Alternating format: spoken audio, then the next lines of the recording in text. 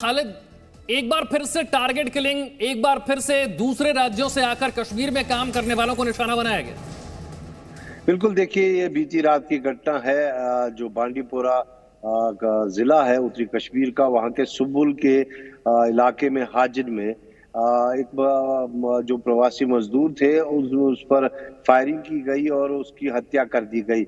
इसका नाम जो है अमरेज बताया जा रहा है और जो अमरेज है, अमरेज बिहार का रहने वाला है। और इसके भाई ने जो बताया है कि बीती रात करीबन 12 साढ़े 12 बजे के करीब जब इसके छोटे भाई ने उसको जगाया और कहा कि गोलियों की आवाज सुनाई दे रही है, तो बाहर निकल के इन्होंने देखा कि अपने भाई को जो है खून में लथपथ देखा। तुरंत इन्होंने उसको हॉस्पिटल लिया।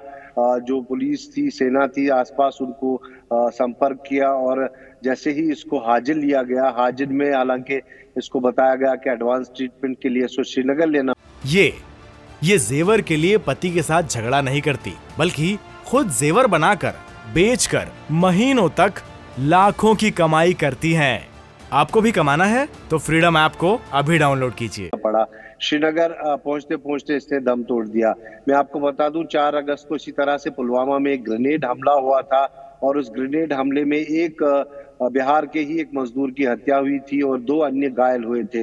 इस वर्ष अगर हम देखें तो नॉन लोकल्स पर काफी जगहों पर जो है हमले देखने को मिले हैं। जो ईंट के भट्टों पे काम कर रहे थे यहाँ पर, उन पर भी हमला किया गया था। उनमें से भी एक की मृत्यु हो गई थी। तो कुछ समय के लिए जरूर बीच में एक अंतराल मिला था कि टारगेट किलिंग नहीं हुई थी, लेकिन फिर आज एक बार ये बांडीपोरा जो उत्तरी कश्मीर है वहां पर इस तरह की हत्या देखने को मिली है। और निस्संदेह ही ये टारगेट किलिंग जिसका कुछ समय पहले जिक्र कर रहे थे आईडीजीपी कश्मीर की, जितनी भी टारगेट किलिंग्स हुई है, जिन्होंने भी उसको अंजाम दिया है, उनको सबको जो है अंजाम तक पहुंचा दिया गया है। लेकिन आज फिर ये एक टारगेट किलिंग जो सुंबुल में देखने को मिली है, एक नई चैलेंज और चुनौती लेकर सुरक्षा एजेंसियों के सामने है। जी खालिद, जिस तरीके से जम्मू कश्मीर में 370 हटने के बाद अलग अलग राज्यों से लोगों ने काम करने के लिए आना शुरू किया, एक नई तरीके से एक कह सकते हैं कि जम्मू कश्मीर में व्यापार हो या अलग अलग तरह के काम हो, उनकी शुरुआत हुई। लेकिन आतंकियों का एक ही मकसद कि जम्मू कश्मीर में कभी भी जिंदगी दोबारा नॉर्मल ना हो पाए।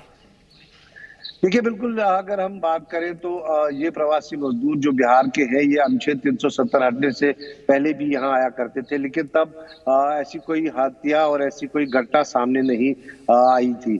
लेकिन जब से 370 हटा है तब से लगातार इस तरह की हत्याएं देखने को मिल रही है। चाहे शोपियान में ट्रक ड्राइवर्स की बात करें, चाहे हम बडगाम में जो है जो ईंट के भट्टों में काम कर रहे थे लोग, उनके हत्या की बात करें। इसके अलावा नॉन लोकल्स के अलावा जो कर्मचारी भी यहाँ पे बाकी राज्यों के थे, चाहे बैंक के एम्प्लॉय थे या जम्मू के जो लेडी थी जिसको कुलगाम में टीचर का काम कर रही थी, उसकी जगह उसको गोली मार दी गई। ये जेवर के लिए पति के साथ झगड़ा नहीं करती, बल्कि खुद जेवर बनाकर बेचकर महीनों तक लाखों की कमाई करती हैं। आपको भी कमाना है तो फ्रीडम ऐप को अभी डाउनलोड कीजिए।